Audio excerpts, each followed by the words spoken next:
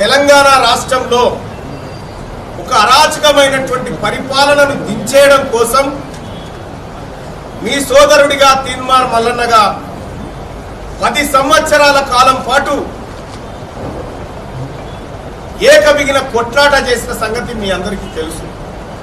నాకు కూడా మీలాగనే కూర్చొని చదువుకొని ఒక మంచి ఉద్యోగం సంపాదించి నా భార్య పిల్లలు నా కుటుంబం అనేటువంటి ఆలోచన ఉండే.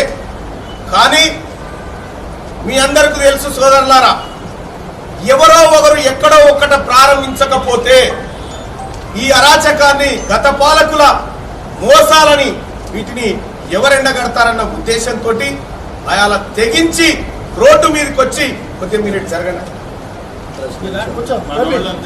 కొద్దిగా మనలో వీలైతే కూర్చోండి. ఆ రోజు ప్రశ్నించడం ప్రారంభించడం. ఏం చేసిండు తీన్మార్ మల్లన్న? కాళేశ్వరం కుంభకోణాన్ని బయటపెట్టిండు. ఏం చేసిండు తీన్మార్ మల్లన్న? ధరణి కుంభకోణాన్ని బయటపెట్టిండు. పూరికాళ్ల ప్రక్షాళన కుంభకోణాలు బయటపెట్టిండు. అనేకమైనటువంటి అక్రమాలను, స్కామ్లను బయటపెట్టిండు తీన్మార్ మల్లన్న. ఈ పరంపరలో అనేకమైనటువంటి దాడులు, కేసులు. నా ఆఫీస్ కూడా ఇట్లుంటుండే. నా తన కూడా పనిచేసేటువంటి పిల్లలు మాక్సిమం తల్లిదండ్రులు లేని ఆడపిల్లల్ని చూస్ చేసుకుని వాళ్ళకి ట్రైనింగ్ ఇచ్చి వాళ్ళకి పెళ్లిళ్ళు చేసి పంపించేటువంటి ఒక గొప్ప కార్యాలయం లెక్క నా ఆఫీస్ ఉండేది.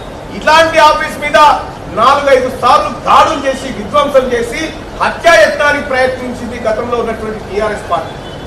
అయినా కూడా ఎక్కడ భయపడకుండా, ఎక్కడ దొరకకుండా మేమంతా ఒక్కచాటి మీదకి వచ్చి కొట్లాడి, ఈ పిల్లలకు ఉద్యోగాలు ఎందుకు వస్తలేవు, ఈ పిల్లల జీవితాలు ఎందుకు మారతలేవు, నీ బిడ్డ నిజామాబాద్ లో ఓడిపోతే 5 నెలల్లో ఆమెను మళ్ళీ ఎమ్మెల్సీని చేసి ఆమెను ఉద్యోగస్తురాలను చేసినావు కదా, మరి ఈ బిడ్డలు 10 ఏళ్లు బట్టి చదువుకుంటూ ఉద్యమాల్లో పాల్గొని తెలంగాణ రాష్ట్రం కోసం పోరాడినటువంటి బిడ్డలకు ఉద్యోగాలు ఎందుకు ఇయ్యవు అని ప్రశ్నించినందుకు నా మీద 10 కేసులు పెట్టి, ప్రభుత్వ ఉద్యోగులకు కరోనా సమయంలో పోలీసులకు, డాక్టర్లకు, ప్రభుత్వ ఉద్యోగులకు సగం జీతాలే ఇస్తా అని చెప్పి కేసీఆర్ అంటే, అలా ఎలా ఇస్తావురా, ఇది వాళ్ళు ప్రాణాలకు తెగించి కొట్లాడుతున్నారని చెప్పి వాళ్ళకు జీతాలు పూర్తి స్థాయిలో ఇప్పించినందుకు మళ్ళీ 2 కేసులు పెట్టింది.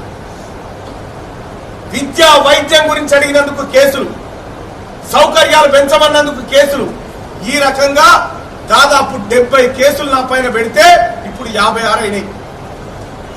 సోదరి మనులారా, ఇందులో ఏ ఒక్క కేసు కూడా తీన్మార్ మల్లన్న ఇంటి పంచాయతీ కాదు.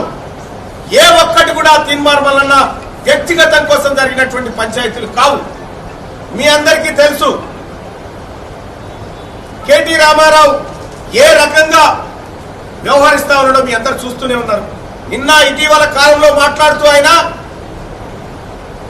మేము 32 యూట్యూబ్ ఛానళ్లు పెట్టుకుంటే అయిపోయేది, లేకపోతే ఈ స్కూల్ కట్టుడు దండగా అని చెప్పిండు. ఏం జరిగింది సోదరి మనులారా, మీరు ఒకసారి ఆలోచన చేయండి. ఎంత తెగించి పోరాడినామో ఆయన మాటల్లోనే మనకు అర్థమైతా ఉంది. ఇవాళ చాలా మంది మాట్లాడుతూ ఉన్నారు, కేసీఆర్ ఇట్లా చేసిండట, ఏం చేసిండా?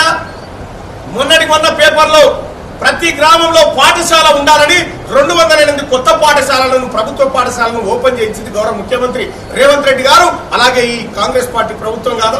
అందులో ఉద్యోగాలు భర్తీ చేయడం కోసం అనేకమైనటువంటి నోటిఫికేషన్లు, అనేకమైనటువంటి ఈ ఆగస్టులో అనేకమైన రిటైర్మెంట్లు ఉన్నాయి.